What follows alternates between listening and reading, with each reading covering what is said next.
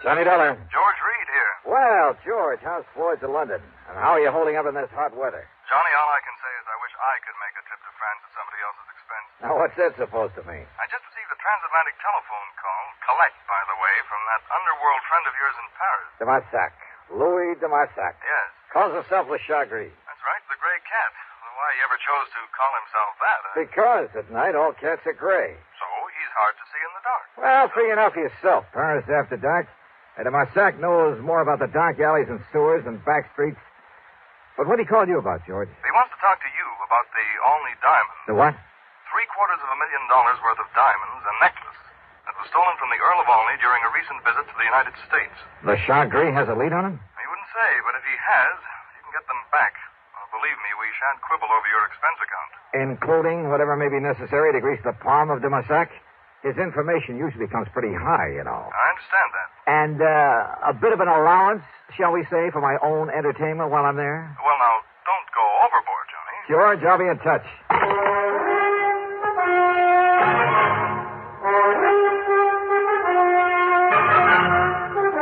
CBS Radio brings you Bob Bailey in the exciting adventures of the man with the action-packed expense account, America's fabulous freelance insurance investigator. Yours truly, Johnny Dollar.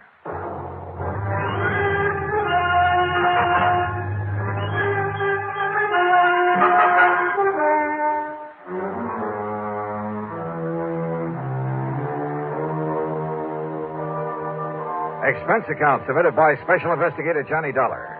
The Floyds of London, North American Office, Hartford, Connecticut. Following is an account of expenses incurred during my investigation of the night in Paris matter.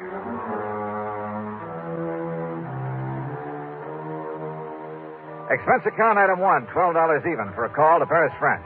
To a man I wouldn't trust any further than you could throw the Louis de Marsac. Oui, Monsieur Dollar.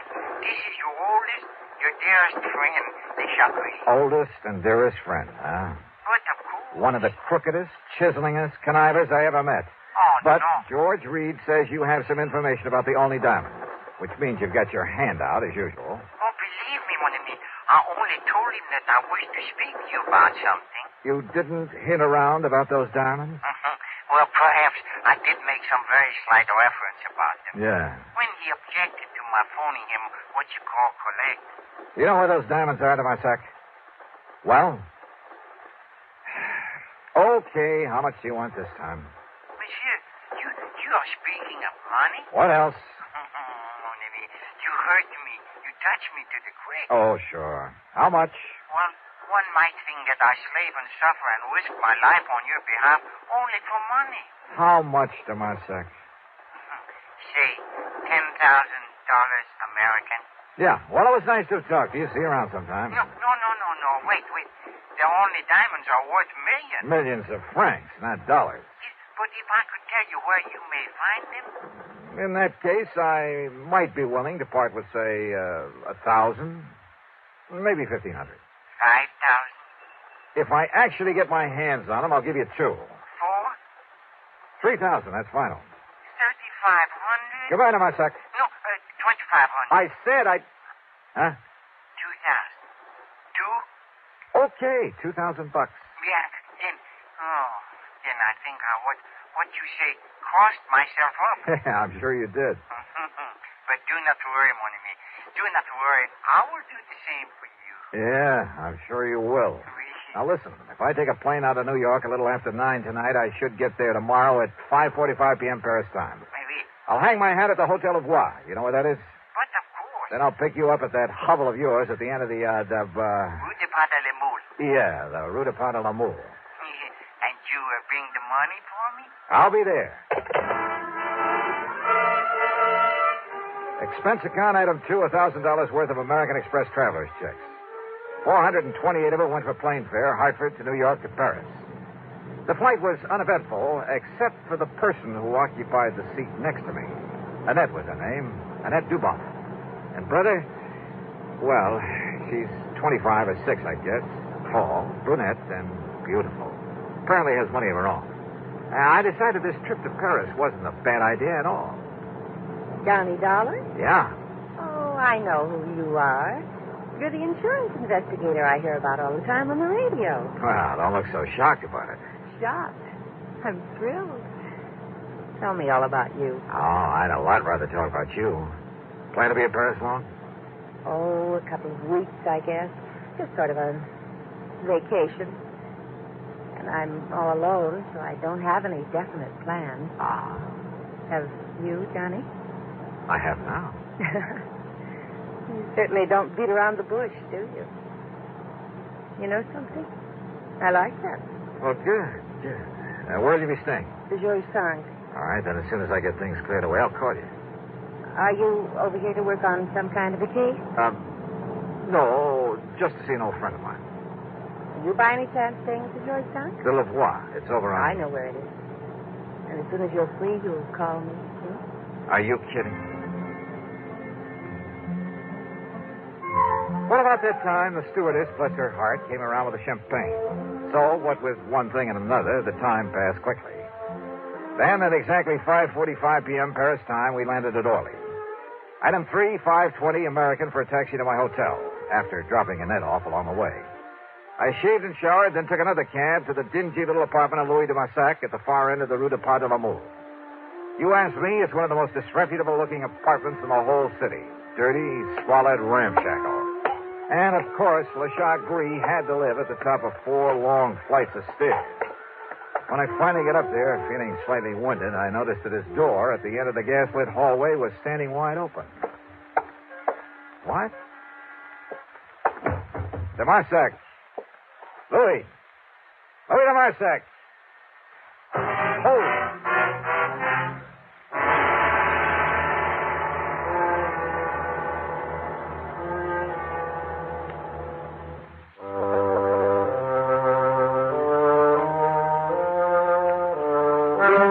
Dingy, dark apartment of Louis de Massac looked like a tornado had struck it.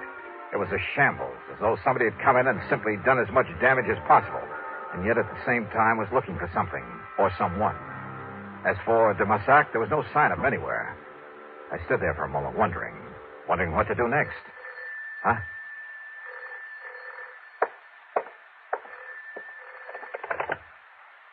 Hello. Yeah? Monsieur Dollar? Who are you? Your faithful friend, Le Chagris. Now listen. Oh, do you mind telling me what under the sun happened to this joint of yours? Listen, please. You have turned on the lights? No, but there's enough light coming up in the street. Yeah. Now you must get out of there. Oh? Yes, come quickly and meet me here.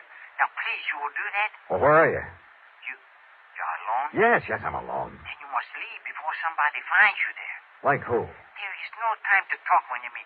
Come, please, and meet me here. But where? I'm at the cafe chez Macabre. Chez Macabre. Yes, it's in Saint-Germain-des-Prés. What you call beatnik. Okay, I'll find it. Do not delay now. You may be in danger. Yeah, sure. I'll grab a taxi. Huh? Who are you? Au revoir, cochon. Oh, no, you don't. Monsieur. No. Hello. C'est bien, pig.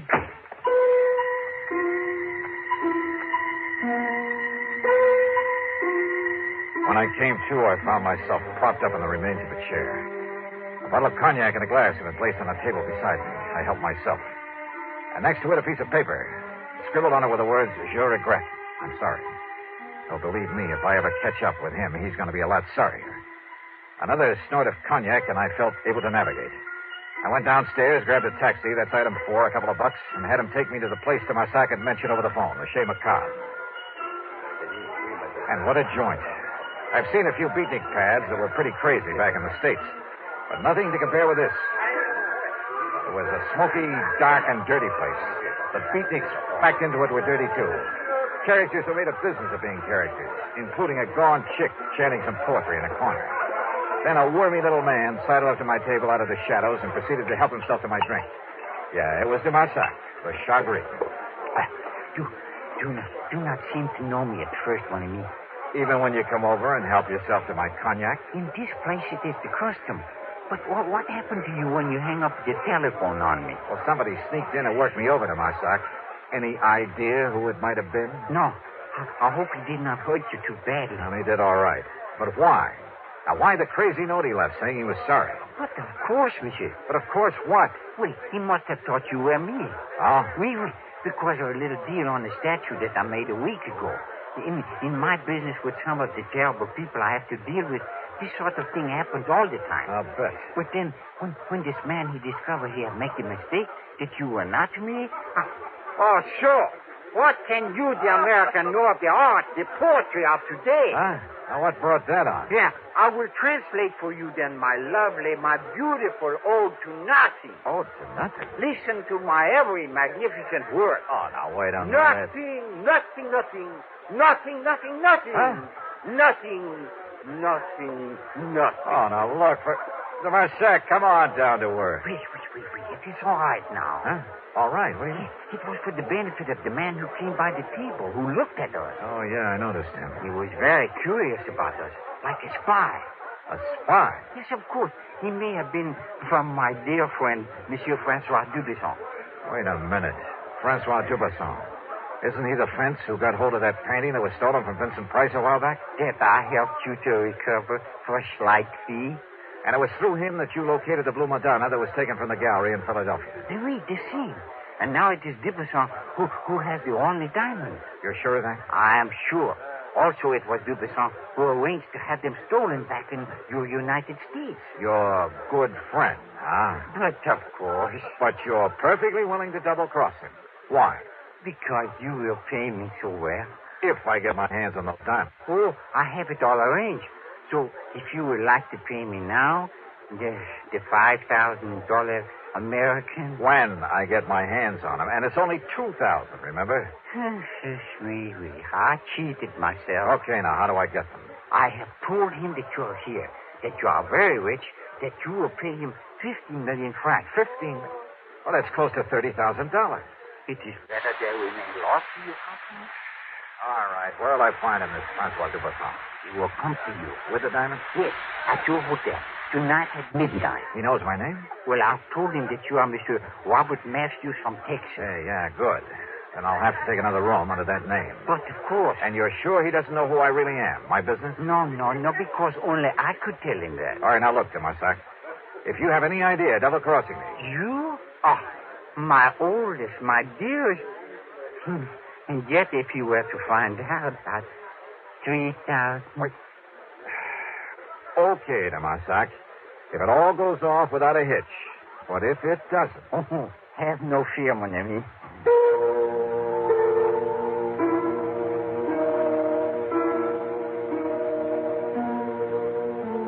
Sure, it was a kind of shady deal to make, to have to make. But under the circumstances, what else? And people simply don't realize how most of the crimes in this world are solved. Not by Sherlock Holmes type of detective work, not by the kind of stuff you read in the mystery magazines, but through informants. And one way or another, they all have to be paid off. Otherwise, well, look at this case. If Dubisson were to know who I really am, I'd stand a chance of not only losing the case, but my life as well. On the way back to my hotel, I began to wonder again about the man who'd attacked me there at Demarsac's apartment, who'd apparently been there before, looking for someone, or for me. Did he really think I was Demarsac? Or was it all just a warning to leave this case alone? There was only one way to find out.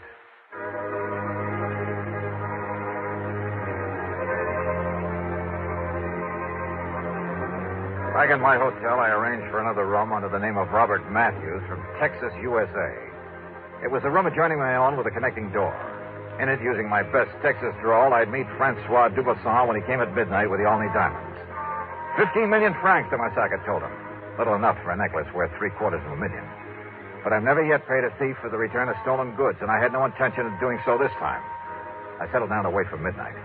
And then I suddenly realized why I'd felt only half-dressed ever since I was attacked over in Demarsac's apartment.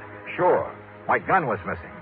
Without it, and if Dubisson was wise to me, was the phone in the other room, the one where I'd act out the part of the rich Texan, if there was any point in it.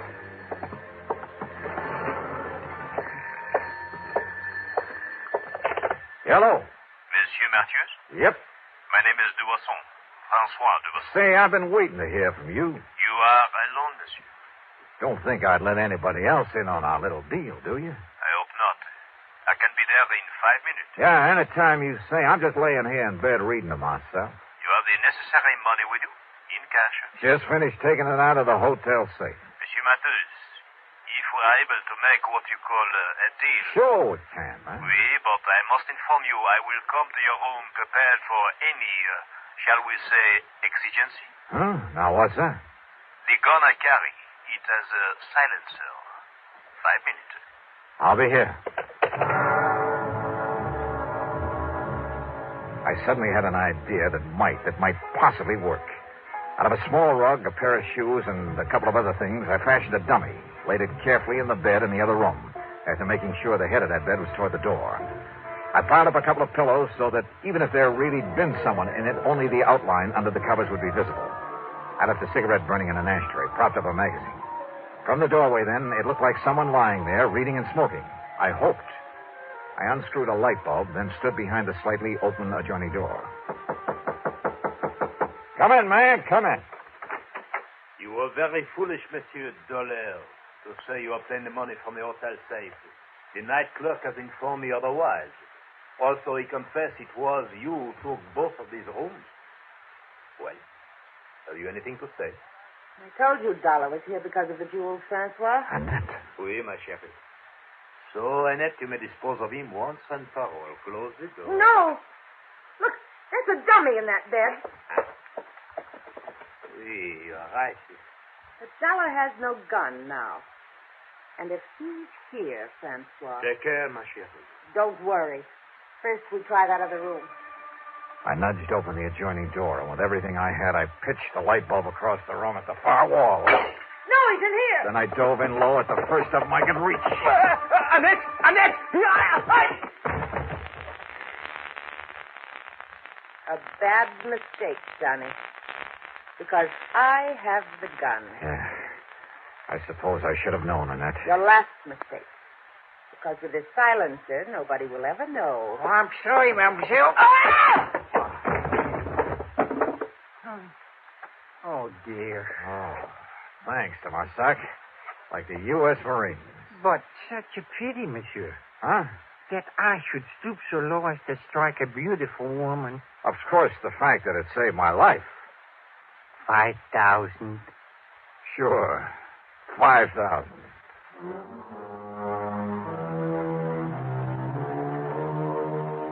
Of course, there'll be some fancy international legal procedure necessary, but I'm sure the company can arrange for return of the necklace to the United States.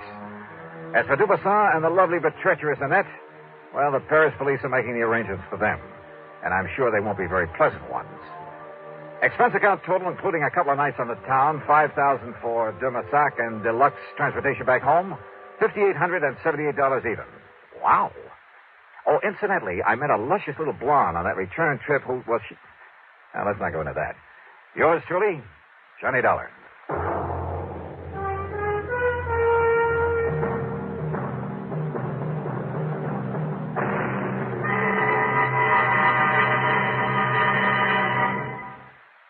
Here's our star to tell you about next week's story. Next week, a foggy night on the Embarcadero in San Francisco.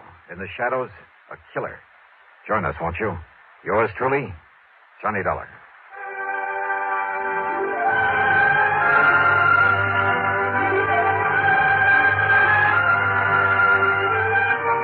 Yours truly, Johnny Dollar, starring Bob Bailey, originates in Hollywood and is written, produced, and directed by Jack Johnstone. Heard in our cast were Virginia Gregg, Forrest Lewis, G. Stanley Jones, Tony Barrett, Bill James, and Gus Bays.